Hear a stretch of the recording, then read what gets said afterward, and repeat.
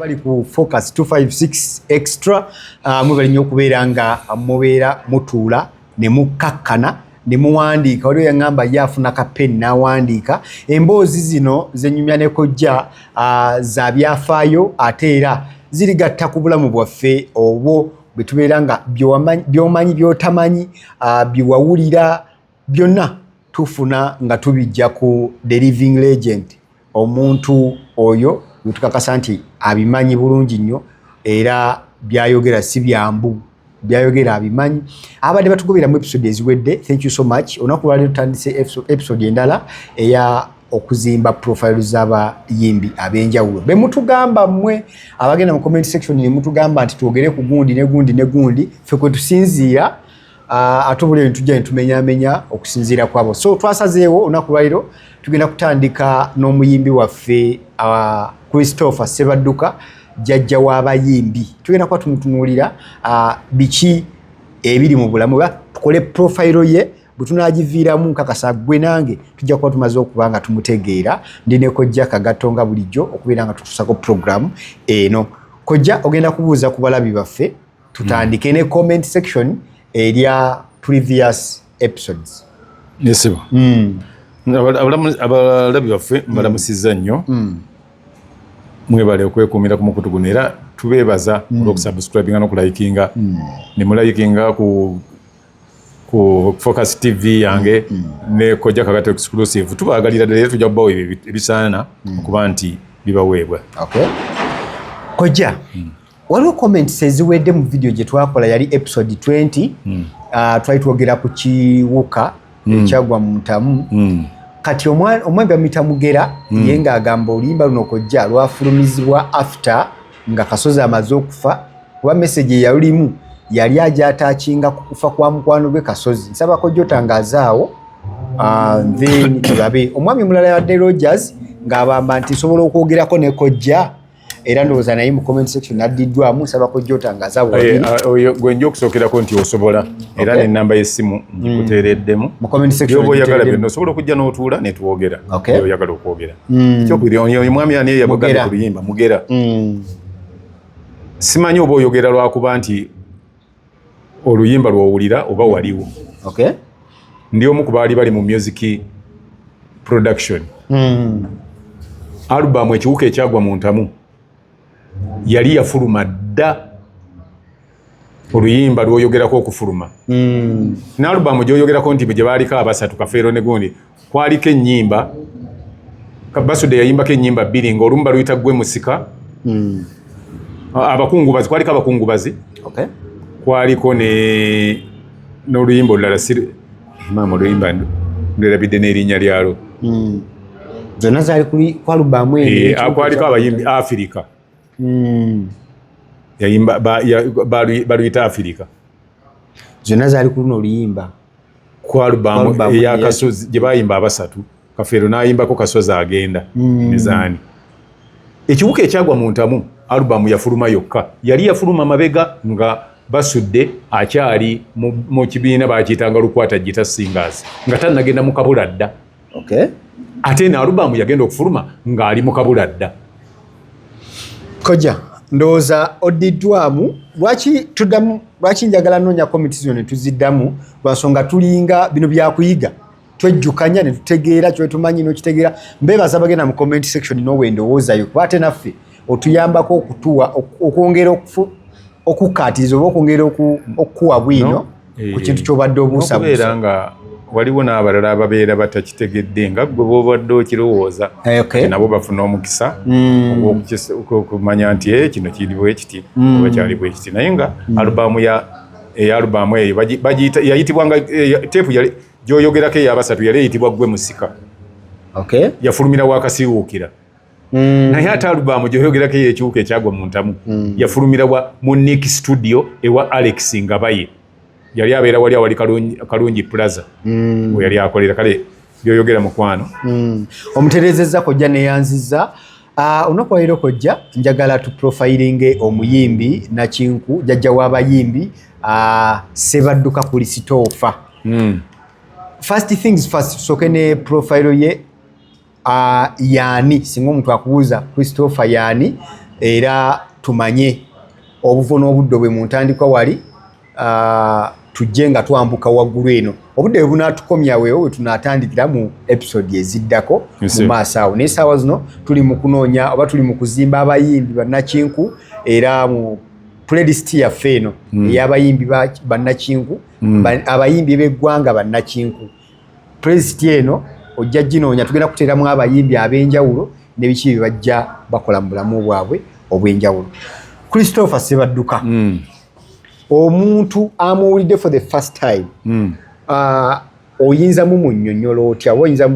mumwanjulira otya okumutegeera tusooka awo tusime ebisigadde mu bibuuzo bye naakubuuza. Omwanjulira nti nga omu ku bayimbi ba Uganda abayimbedde ennyo nga batandikira kuba Christopher Ssebadduka gwe nja kusooka nkubuulire bwe nti Christopher Ssebadduka y'omu ku basajja abaali abayimbi ab'amaanyi ennyo. Yatandika okuyimba mu myaka gy'ana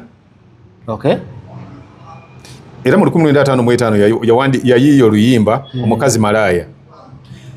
Omukazi malaaya oyo noonyeza n'erumbuzo olinakola nzirina omukazi wa malaaya talina nsonyi nja zikuleetera kuba nzirinamu akayivuya munatusonyiwa okuziteeka wano munasonyi nnyimba zaagaanibwa okukubibwa wano ku pulogulaamu kakati n'akuba n'oluyimba yakuba omukazi malaaya ne Nakawama ennyimba bbiri ze yasookerako era zaali zakadongo kamu ennyimba ezo zaali nnungi nnyo mu 1957 yafulumya oluyimba olwayuguumya ensi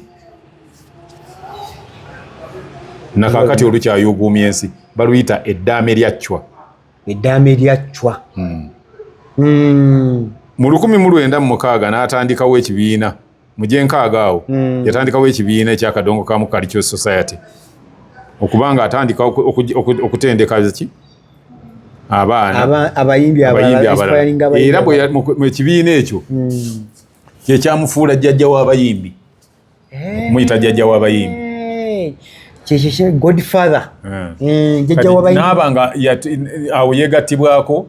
Matiya Kyakamala yeegattibwako Paulo Damulira yeegattibwako Gerard Mukasa yeegattibwako Dani Mugula yeegattibwako Matiya Luyima yeegattibwako Sulaiman Mayanja yeegattibwako Waddimba yeegattibwako Bernard Nsubuga. Kojja Ssebadduka muzaale waawa we Masaka obuyigirize bwe buli ki sijjako obuyigirize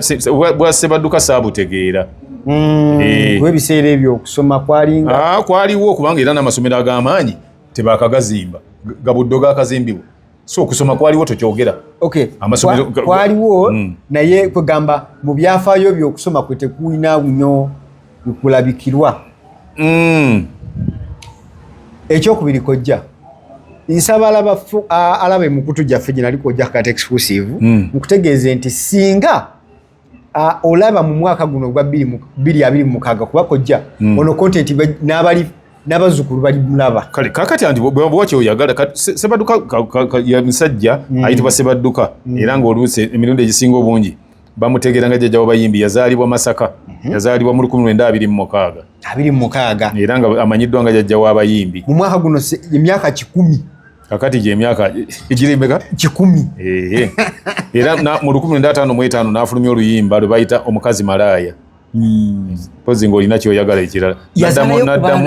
yazaayo abaana era nga n'omukubo ye bamuyita Seremba ayimba naye era ye yaddamu eddaame lya Chwa bw'aba aliyimbe yaddamu n'oluwala olunyuunyuusi nvuuka alabika bulungi nnyo mutabani wa Ssebadduka ddala Seremba awo yazzaako bwe yaddako mu 19 yali 57 n'ayiiya oluyimba baluyita eddaame lya Chwa era n'ayongerako ne Tereza ow'ebbina eddene w'ebbina eddene Tereza mama w'ebbina Tereza mwana wa nnyabo nzita alikwata ku Tereza bwe ndiba mulabye ndi mukuba effumu olwo ow'ebbina eddene ow'eriisa eddene ne bw'oba mu Kereziya enkulu gw'obakira byonna byonna oyo ye Ssebadduka Kojja omuntu omulala yandibadde yeebuuza Sebadduka avadde mu bulamu bw'ensi eno. Sebadduka yafa Sebadduka ya kuba nabadde noonyako kalisaaki kangaawo nga bandaga muki waliwo yagambye mu 97 waliwo 98 waliwo atole gwe nawakanya ye wa 89 neŋŋamba ate eno kiwala nnyo era afiira ku myaka emeka kuba omuntu yandibuuza by the way abayimbi abasinga bonna ab'amaanyi abetutumbu baafiira mu myaka naye yali yafa akuze Sebadduka yafa akulidde ddala ndowooza yagenda okufa ng'ali mu myaka oba nga 78 Sebadduka okay ekityo ndowooza yafiira ku myaka nga 78 yali mu 7 plus kojja mu kusoma oba mu kubyafaayo bya Sebadduka gundi Sebadduka badde obokyabuza Sebadduka yafa mu 1900 yafa ng'ennaku z'omwezi 17 omwezi gwali gwa February 1998 era yali alina emyaka 72 egy'obukulu yafa TB ke bayita akafuba era yafiira mu ddwaliro ly'e Masaka yafiira mu maka ge Masaka yafiira Masaka kojja omusajja ono alina bingi ebimukwatako era bye tugenda okumenyaamenya mu segments ez'enjawulo nawe n'abambibuuzizza naye njagala nga tetunaba kutandika gundi endala oba subtopic endala kujye njagala mukwanaganye ne Fred Masagazi bagatta ddi kyekibaawo bafaanaganya biki era baaliko bonna awamu tebaaliko bonna wamu Fred Masagazi yali ayimba nnyimba za bandi ate ono yali ayimba kadongo kamu nga buli omu alina ekiti mwamanyiddwa oli yali amanyiddwa mu kuba nnyimba za dansi era yayimba atannawa musolo ng'alabikidandali ky'ebiseera ebyo si kidandali kati ebyo ebidandali bigambo byammwe byakujereegerera yali ayimba nnyimba za bandi za kusanyusa bantu kale ez'omudigido yali ayimba nnyimba za dansi kubanga edda ngera bagamba nti ffe tugenda mu dansi kwekyakaliyo so si mu bidandali mbiki abagendanga mu bidandali abo be bammwe abagenda we bazimbye ebisaaka ate bikaali biki bye bayita ebidandali naye babiranga mu Suzana babiranga mu night clubs era nga ebiseera ebyo ne night club eba night club nga tosobola kukola baala ate n'ogireeta mu ndongo erina kuba night club mwotwala ki ate nga ebbaala bw'oba wakola ebbaala gwe bwe bakusanga ekirongo otunda waliwo obudde essaawa ze bakuwa naate night club nga yo bagiwaaki obudde okukola ekiro kyonna so baali baawukanira ddala kinene nnyo Sebadduka ye yali akola ayimba gwe twandise nga country music owa Uganda bali mu gundi ye mu biseera byebimu emyaka era gyegyo kale nga kati bwolaba nti waliwo Afrigo eyimba ng'ate ne badani mugula we bali bayimba so bali mu ligimu eyo bajja bonna bakuba kuba mbadde noonya nnyo Sebadduka naye bakuteerako nnyo Fred Masagazi ono mpozi ng'onoonyeza bubi bwe baba bakuwa Sebadduka gwe bayinza okugattako ne Bamasagazi abeera Kawalya Gerard Mukasa era bamukuteekerako ng'alina Sebadduka kuba Gerard Mukasa yaleta ku bannyimba za bandi kojja waliwo ebyafaayo ebiragira nti taata wa Basudde ayambako Sebadduka mu kutandika nedda tebirina biragira taata wa Basudde alina kye yakola kyonna talina kye yakola tebasisinkananga nako na taata wa Basudde alina kye yagattako mu ndongo yaani mu kadongo kamu nga anti nze kibi nti twagenda okutandika tetumanyi bwe byatandika naye nga ye tuwulira Basudde mu nnyimba ze yagambako nti yeebaza Katende yayiya n'agula endongo tetumanyi oba yali agamba kitaawe oba yali agamba ani naate nga ne bandi gye yali azzeemu yali ya Moses Katende kati tetuyinza kumanya oba yali agamba Moses Katende oba yali agamba kitaawe Katende taatawe kubanga naye Eriya Katende yali kitaawe lwaki mbuuzizza ekyo nti mu story layini ya Sebadduka balaga nti Eriya Katende yaleeta endongo nga tebamanyi bwe bagikozesa aba agijja bweru agikwasa Sebadduka agijjamu eddoboozi atandika ogikozesa era mu lugendo lwe Ssebadduka eri akatende awo wayingiriramu okusinziira ku research gye nabadde ndiko era ndowooza ye taata we gwagamba taata Katende kisoboka nakyo basudde ekyo kisoboka zisirina bwe nkiwakanyiza kubanga amuyimbako ayimbako eri Katende nga kirabika Katende oba oliawo yali alina nga yakola ki alina bye yagattako koja ng'abayimbi abalala bonna omwami Ssebadduka ono alina ebintu byenjagala tukutule batwogereko ekisookera ddala waliwo we yakola amanyikiddwa ng'abantu abamu basooka okubeera abafuula endongo eno okubeera professional oba commercialized kino akiteekawo mwaka ki era biki bye yakola okubeera ng'endongo eva ku bino ebyoku street netandika okubeera nga is commercialized begatta bwe yakola ekibiina ekiyitibwa Kadongo Kamu Kalikyo Society ate ne bakolamu ekibiina kye bakoliyita Kadongo Kamu Kalikyo Singers mulunga begasse ba Dani Mugula ba Paulo Damulira ba Bernard Nsubuga ba Wadimba ba Sebuguzi ba Matia Luyima ba bonna abo ba Sulaimani Mayanja ne batandika okugamba nti tujja kugenda nga tubuulira abantu nti tujja kutimba wano tujja kubeera wano tugende tu staging tukole ki ate ekyo si kye kubeera professional wa professional kirala ate egamba kubeesa commercializing naye nga gwali mwaka nga gwa 1973 okutandika okuleeta ekibiina ebivvulu nga batambula then ekyamufula jjajja ekirala kinabadde nnoonyerezaako kwe kubeera nti professionally okutandika okurecordinga music yakisooka wano mu ggwanga lyattu Uganda nedda ani akisooka eri Wamala yasooka okurecordinga oluyimba yayiiza Nabutono enyimba n'okuva eddala edda baali abantu baalikodinganga n'enyimba zowulira zonna Sematimba kikwabanga ezo zonna zaalikodingibwa dda kati n'olwekyo tuleme egamba nti ono yasooka okulikodinga koja ekyekimufuuza yajja kugatta wali kubeera nti y'omu ku Kadongo Kamu abakulu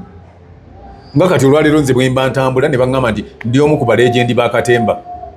nga mwami Christopher Mukiibi y'omu ku baasooka okuzannya ba Dani Zirimenya ba Jaka Sekajugo bagundi bagundi mwami Byron Kawadwa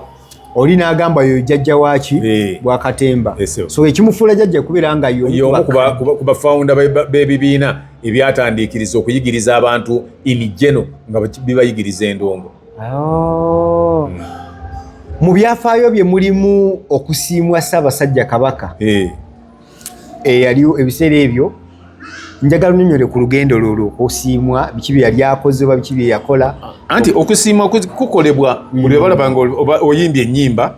oba okoze ebintu ebiyambye eggwanga ebirina kye byongedde ku ggwanga wali toyinza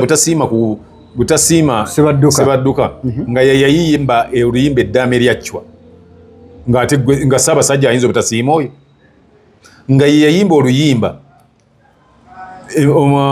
amazima tegeekweka yayimba omulogo n'omusezi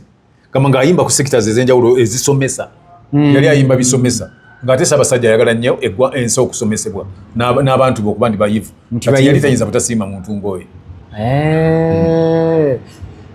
Ssaabasajja avaayo n'agamba awo omukulu ono alina akenkizo k'akoze ndoza essaawa zino be bayita bassa be bayita bassa balala ekyo ekitiibwa akuwa kiwe oli teyakimuwa naye yakiwa Misaaki yakiwa Walukagga kuba beebamu nabo kuba bo ate baasukkawo babaera baana bato babadde baana bato nga batadde amataffaali ku kutambula kw'Abannayuganda n'Abaganda okutwalira ekitiibwa kino okifuna akikwatya mu buwandiike obagamba bugambi gwe ebintu bya Ssaabasajja tayinza kukoma bukomi awo buli kimba mu buwandiike ne bw'olijja emyaka 10 olowooza singa kati olwaleero kyamanya nti ono yali Katikkiro wa Buganda yali ki bibaako obuwandiike nagamba ekyassa nkikuwadde era n'ebbaluwa ekuwandiikirwa n'olunaku lwe bakikutikira era obeera invited so omukulu Ssebadduka teyakifuna tebakimuwa naye ng'ate yasiimibwa nga bw'olaba egindi ebungereza abantu bakoze ebyamaanyi naye Alex Ferguson bamuyita Sir Alex Ferguson naye ate Jim Livesey yayimba ennyo ng'ate yali ku lusegere lwa Queen tebamuyita Sir naye ng'ate yakola ebintu bingi nnyo mu Bungereza awo so birina bwe bitambule kojja mu byafaayo wano luliwo okuza bakiyita ki exile bakiyita batya okuwaŋŋanguka kyekyamuleetera okuwaŋŋangusibwa era ani Sebadduka bamuwaŋŋangusirizaawo anti mu byafaayo waliwo we bagambira okuwaŋŋangusibwa okuvalunyuma lw'okuba oluyimba kyali kyetaagisa anti ekintu musoma kirala ne mutegeera kirala Sebadduka tebamuwaŋŋangusangako okuwaŋŋangusa is to be persuaded and taken to exile by someone ani yamutwala mu exile okay exile gye njogera kuba gye mbadde ngazzaako okwongera okulambulula bw'akuba oluyimba kyali kyetaagisa ku mulembe gw'Obote Obote akoma nesirowooza nti ye yayimba oluyimba kyali kyetaagisa twongere tukataanyeemu tukatere oluyimba kyali kyetaagisa nsuubira nti lwaliro oba lw'amasagazi kyali kyetaagisa okunyigula okujjawo bweraliikirivu n'okusanyusa abantu si lwa Sebadduka si lwa Sebadduka baaba naliwo lwafuluma mu 1971 kati ate ugamba otya Sebadduka yaluyimba ojja kuba alina luyimba lwala luyayimba nga ze yayimba ennyimba ng'avumirira ebintu ebimu ebyabeerangawo tafunako obukubagano ne pulezidenti yaliko pulezidenti ki ate kati bw'aba yabufuna ayinza okuba nga yabufuna ku lulwe naye nze saabutegeerako naye nga waliwo ennyimba ezimu ze yakuba ndowooza abantu ne bataba manyi bw'okuba oluyimba oba bw'ozannya omuzannyo kati nga ffe ababiri mu art pulezidenti nga pulezidenti talina buzibu naawe taba na buzibu naawe naye ekizibu kiri mu bano ababuzi b'omunyama ayagala okulaga nti akola n'amugamba nti olabi awo ayimba ggwe awo agamba ba David Kabanda nze simanyi nze saagala kunnyingiza mu ntalo nze nkugambye bugambye abawujja omunyama ababeera ku nsegere z'abakulu beba interpreting ebintu esebo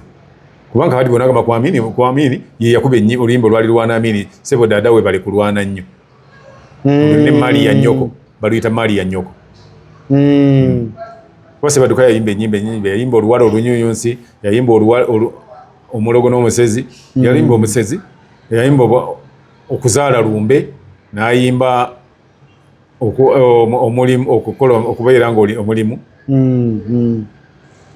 okukola mwe yayimbira nti tekisaana ate nga wabaddemu okwezimbira ennyumba ti bw'oba ozimbye ate zimba ennyumba kuba bayinza okusiba ogenda okuddanga mu kayumba kawali osula mulimu mpangisa mulala nga tokyasobola n'ayimba oluwala olunyunyunsi n'ayimba olumbe lulina amattire n'ayimba nabwami yayimba ennyimba nnyingi nnyo n'endala nga ffe twazigula ffe twazigula ennyimba endala awo ku Kasajja ndisaanize ensi ekyuka eno ensi ekyuka sibalimbye ate bwekyuka bingi n'ebikyusa wafunako one-on-one naye mu biseera bye ebbanga lyonna twabeeranga naye kubanga ebiseera ebyo nali nnywa sigala ng'ate naye anywa sigala kati nga kyatufuula bangu ab'omukwano kuba twabeera naye that is 1983 wonna awo kuba eri emabega nali sisobola kumutuukirira yali munene nnyo naye wano mu 1983 84 85 awo wonna twatandika okubeera awamu nga abeerawo awo ku dduuka ewaffe Kasajja and Sons awo ku Room Street ku plot 34 awali Yamaha Center kojja mugeraganya n'abayimbi b'obadde nabo mu biseera byo kiki ekyali kyeyalina ekyenjawulo kyeyalina ekyenjawulo ndi yali musajja neewuunya omusajja yali alina ekirimi okuba nti yali asobola okuyimba ng'ate bw'aba ayimba towulira kirimi mu nnyimba ze yali ayogeza kirimi mu kwogera naye ng'ate bw'aba ayimba tokiwulira ekyokubiri yali musajja yali ayagala ennyo okuyiiya ennyimba ezirina kye zigatta ku bantu nga tayimba kunyumisa bunyumisa nti anyumirwe naye nga buli luyimba lwayimba aluyiiya lwa nsonga yayimba bwe yali ayimba nga oluyimba kakati ng'eddaame lyakyo wali olaba kye yali ayogerako bwe yayiiya ensi ekyuka bwe yalaba ekyo n'ayiiya oluyimba lwe bayita federal bw'ayagala okumanya ennyimba ezo ojja kugenda onoonye ogawandike nti federal by Christopher Sebadduka ne bwateekamu Christopher Sebadduka songs era basobola ennyimba zijja kujja nga yeye ennyimba naddala ezaali zigatta ku bufumbo era yayimba ne bamalaaya ku ttaala ne baani bonna nze yayimba oluyimba lwe bayita malaaya ku ttaala zonna ezo nnyimba ze yaziyimba yayimba ku bintu bingi ku topics nyingi ez'enjawulo ezisobola okuyamba ate n'abanga ekirala ekyenjawulo ekimuliko nti bwe yamala okulaba nti muyiiya mulungi ate muyimbi n'afuna abantu bayigiriza nakyo kyali kikule era kyeyalekawo kati toyinza kugamba nti sijjajja w'abayimbi omukulu gwe guba we guli koja ekyokuyimba nga Uganda efuna independence kyo wakimanyako saakimanyako naye nga bagamba yayimba era y'omu ku bayimbi aba entertaining okay kitegeeza nga ku bye yakola nga eggwanga liba limujjiiza omujjukirako nti eggwanga nga Uganda lijjukira abantu balala okusinziira ku bwetaavu n'obwagazi abeera alina okuteekawo ebijjukizo kyakola busobola okukeera ku makya ne bajja ne basiima mu ggwe ti okoze kinene nnyo eggwanga olitwala mu maaso naye nga tebasobola kusiima muntu yagamba nti Uganda efuna amasannyalaze ye baali bakuba mukube lwaki asabye amasannyalaze kati Uganda gwe boolaba bonna bebazze bawa emidaali mu Uganda be bali wathe oyinza nofuna omudaali naye nga naye gwe webuuze bawadde ne bawa n'abaana waliwo abaana ne bawa naye nga waliwo tebasobola kuwa muntu yagamba nti ono yakweka General Museveni mu lutalo ono yamuvugako mu mmotoka nga bali bati abo abamu babeerabira ne babanga nti ono yamuwanikako anti wano ku mwanje wano ababaawo abakola lisiti ezo banaasiimibwa bayinza obutakuteeka ku lisiti naye nga ate ye yennyini omunene bw'agenda mu kitundu bw'ati agenda nagamba gundi yeggwe ng'akyakujjukira kuba ye teyeerabira aba abajjukira abantu be kojja omwami ono Christopher Ssebadduka erinnya lye bw'oyogera mu kadongo kamu wano liwulikika naye ate tosobola digeraageranya ku bano bakafeero ne basudde bw'oba wakwogera ku kafeero bw'oyogera kafeero osooka kulowooza ku Ssebadduka kujjako ng'oba tolina magezi abo bonna okukuba baali inspired n'oyo kuba ye nteekawo trend eyo era kyova olaba abo abaana bonna bagenzi abakulu abakuba ebidongo olwaleero teri yayinza kulengeza Dani Mugula be babaddewo bamatiya Luyima toyinza balengeza kuba be bakuumya endongo neebeerawo gwe n'ogisanga n'ogikubanga bw'ojagala gwe tekikwewunyisa olwaleero kubanga Matiya Luyima ne Dani Mugula ne Kakumirizi nga bakyasobola okubeera mu lwokaano lw'okuba ebidongo nga waliwo n'abavubuka abato ababikola kati kitwala enganze bwendi abaana abaliwo kati abatambulira ku mitimbagano gino abateeka ku kontenti waabwe bangi naye okuba nti nange ali mu 70s okuba nti nange nsobola okujja n'entula ne mbako kyennyonnyola nange okubanga ntambulira ku mulembe ogwo oza nakyo kiba kyamaanyi kiba kyanjawulo okwekumira ku mulembe lwaki kojja nga bwe bajjukira abantu bano babeera mu mawulire bakolerwa biki ono lwaki yetajja ku layini eno ey'abano ababiri oba abasatu baani abasatu tubale Bongole Lutaaya tubale Basudde ne Kafeero bwe mulowooza abo be bayimbi be bajjukira ate bajjukira ba Eri Wamala bajjukira bakawalya abo si be bajjukira baki Andrew Kyambade bajjukira gundi Hadija Namale kati toyinza kujjukira Bongole Lutaaya omujjukira si lwakuyimba yakola nnyo ku music File Lutaaya bamujjukira lwakuba nti ye yasooka okuvaayo n'ayogera nti mulwadde wa siriimu kye bamujjukirako naye Hadija Namale be babadde mu ndongo Hadija Namale n'ayimba ye musajja kaza yasooka okuyimba ng'ayimba ne mu lulimi olutali lwaffe ng'ayimba ne mu Lukongo ng'ayimba Lingala nga kati boolaba oluyimba Kasujja ng'ayimba Bolingo nayo osala kapasi ya solo na Mutema Nanga oluyimba ng'ejjukira bulungi ng'ayimba Kasujja laba lwaki ondaaza bw'otyo lwaki ontambuza ng'ate omanyi nti nkwagala yayimba Kasujja bamuyitanga Kasujja bwe yali ayimbako n'ayimba ne Zozo n'ayimba gundi Bosa n'ayimba Mukuliko omwaka yeyimba ennyimba nnyingi nnyo nalabye oluyimba baluzeemu ate ndi ti Buruselo kati lwakabeera dugenda kuba hiiti emirundi ebiri we yalufulumiza nakakati nga mukadde. Kujja omukyalo oyo ye yatandika ddi okuyingira endongo yajja ne Basebadduka. Anti mwe problemu eriwo nti buli kyebajja kati ekirivaamu oli bwabuuza gwe wajja ne ba Museveni tolowooza nti olwokubanga Sebadduka yayimba nti buli yayimba yatandika naye. Okay, ngamba omulembe gwe nedda ate ye weeno mu maaso nga Sebadduka batandika dda mukuliko omwaka oluyimba olwafuluma gundi 1967 mukuliko omwaka namulabye kozi omuleta ngenda kuzomeza 3 ngenda kuzomeza 3 bagenda kubanga baluyimba era nsuubira bayinza odduyimba ne Mrs. Semakula bayinza okuyimba olukadde oba bayinza okuyimba luno lwebakoze nga bali ne Mrs. Semakula ngenda kuzomeza 3 wali mu Sheraton Gardens bajja kubanga we bali abayimbi bakadongo kamu abakadde bonna bajja kubeerayo kojja mu nnyimba za Sebadduka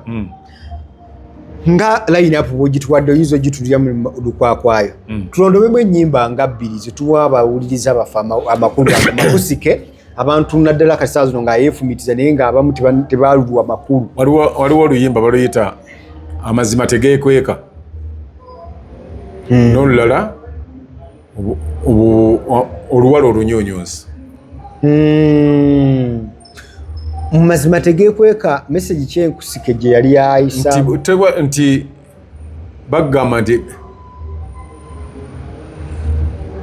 nti facts are bitter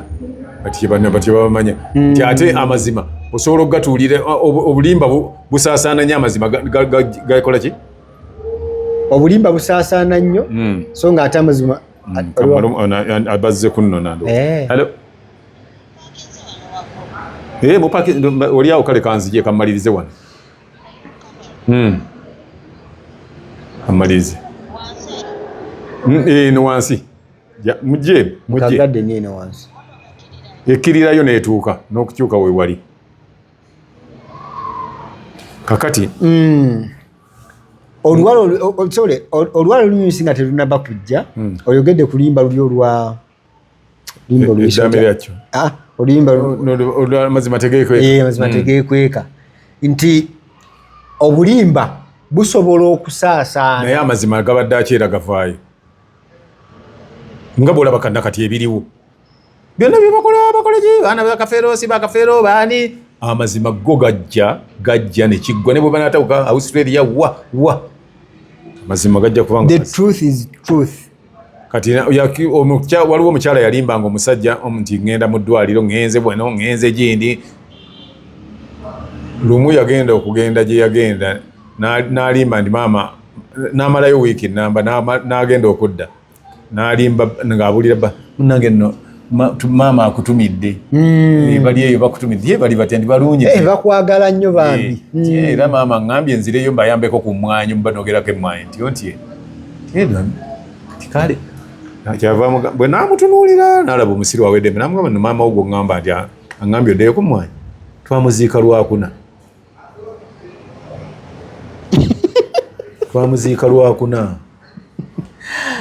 gwe omuntu gw'obadde ogamba nti maama waagundi yaziikibwa lwakuna amazima tegeekweka gabadde aki gavaayo era ne baba nga bakola ki koja olwo we luggwa olwala olunyonyosi lwali lugezaako kulaga nti bwe babanga bakuyise ku deeti togendanga na muyolerero gwa mikwano gyo oli yagenda ne muyolerero gwa mikwano gyabwe mirundi 3 oli n'afuna n'anyiiga nga buli wadda bamulya muli n'anyiiga n'akwanamu omu ku bali ono n'amuvaako n'aba nti okuleeta omuyolerero kwamufiiriza nkuyise ku deeti muntu omu noleeta naye nga balya basaba oludda lw'embuzi mpe enkoko 3 ndeetera champagne ndeetera kino olwatuuka baatuuka ekiseera ne bafuna ebizibu ebyo sebo bwe tusaasire ennyimba zino ezimu abasajja baali badda naye balina engeri gye baziyiyangamu nino limba nabadde mpuliriza baluyita Maria Nyoko yali ayimba message yali eri ku bayindi engeri gye bamistreatinga bannayuganda abayindi ne babagoba naye nga ebigambo bibakozesa nga oba okolewa kubuuza Maria Nyoko oba toyagala genda malala gyali nga bwe bakola ki bwe teyagala bileke kati naye ne babagoba nekibanga nayiyamu oluyimba luno lujja Amini amaze bagoba yalukuba 1972 ndoza yalukuba mu September awo nga bamaze okugobwa nga bagobeddwa baba wena ku 9 oluyimba olusenga kusenga bakuwa line-up y'ennyimba zaabwe akatalogolera muyimbi ono mulimu oluyimba lwatwasooka okwogerako omukazi eddaame lyacwa okuteekamu bale lwasinga zonna n'olwaleero balukuba naye olutiko lungi ekanze nga bakubye eddaame lyacwa kojja yali ayogera ku bigambo byali mu ddaame oba yali amujjukiza ebigambo cwa bye yamugamba jjajjaawe kati jjajja wa Ssaabasajja olwaleero bye yayogera naye yalukuba ate alukubira Ssekabaka Muteesa era omusajja gwe bayita Christopher Ssebadduka yali muwamaanyi nnyo yayimbira ku bakabaka babiri ngera Desiderio bwe yayimba ku mbaga ya Muteesa ate n'ayimba ne ku mbaga ya Ssaabasajja naye oyo naye mutye yayimba ku ya Muteesa najja ne ku ya mutabani we ono nakuba oluyimba ng'alukubirwa kitaawe ono yalukubira kitaawe wooli ate lusanga n'omwana naye nga Ssaabasajja era n'amuyita n'aluyimba Nakivubo nga waali ng'era amakulu gajja era amakulu agali mu luyimba olwo gakulaga lwaleero obwakabaka bwe buyuuga bwe bukola ki nga n'ababuyuuza be babagamba nti baali mikwano gyabwe ekwaliwo layini wagambira weegendere tobakyawa basembuzi n'ate bakola ki beegendereze oyo ye Ssebadduka Christopher kwegamba apagejingira message mu luyimba bati naye nga si byakugamba mbu abeera abwaleekaana akole ki no kojja nga tuwumbawumba Ssebadduka ekalaamu ye ogigeraganya otya ne bayimbi abalala buli omu alina packaging anti ye yamalanga kola research nga tayiye luyimba nga takoze research naye abayimbi abasinga bo bafuna tune n'ateekamu bigambo abakola research bonna ennyimba zaabwe ziba up to date teziggwako kyova olaba ennyimba za Kafeero babulira kino yakiyimbako kino yakyogerako basajja baali balaguzi bayita okukola research bwokola research kati nga bwewalaba nga njogera egamba nti Akafeero yenna abaana bana byagenza okujja nga era bana kati abasigadde byo bajja okwogerera biba birala baba bagwamu bigwe kojja emessage eringa esembayo ku Ssebadduka ono bw'okola comparison nye n'abayimbi bano bonna abazze babaawo what is that unique thing kyalina yes kyetutayinza kwerabira ku musajja ono anti ye muntu okusobola okukuba ennyimba mu buli generation kuba Ssebadduka yayitandika okuyimba mu 1905 oba 48 awo n'atuuka okuba nti akubye ennyimba paka mu 1997 9 nga ennyimba ze weeziri nga era akyayimba nga zikyafiitinga mu bantu aba unique kimufuula ow'enkizo kyova olaba ne Kafeero kyamufuula ow'enkizo waliwo n'abayimbi baaliyo naye nga bayimba ennyimba nga tezisobola kujja eno tezikyatuuka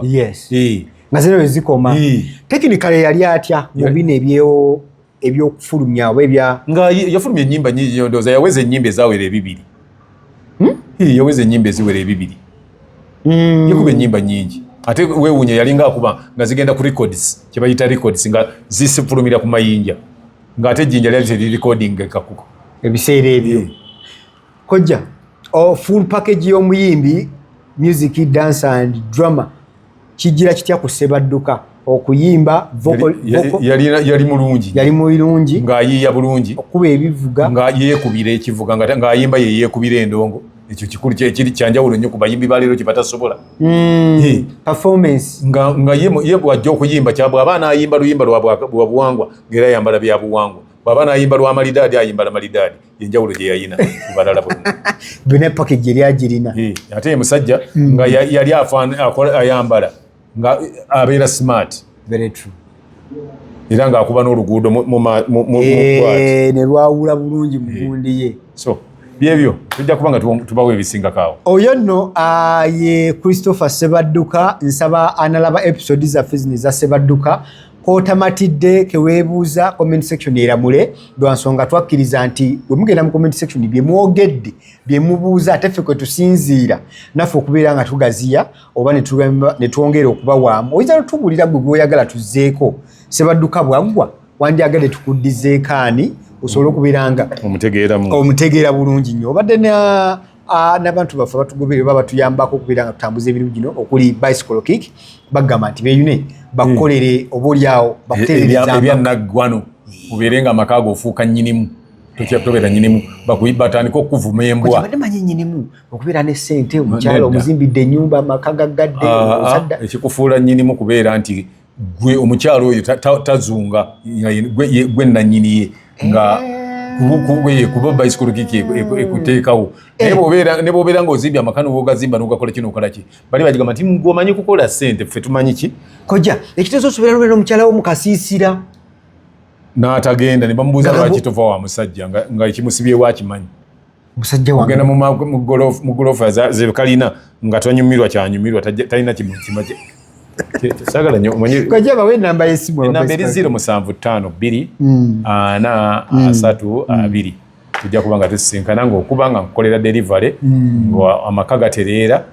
nga mutandika kunsongamu mimwo nti tabooyo amaka gange gaali gafudde tabooyo kati ndi still ndi taratibu. Kale tetuyinza kuba tusuke wano aba Focus Graphics and Branding aba Focus Event Services bagamba nti balunyeeko enamba z'essimu kwezi ku screen tusinkane mu video ezijja maaso awo olunaku lwaleero mpaka bwe tunaddingana. For now, bye bye. Kusubscribinga ku Focus TV bingi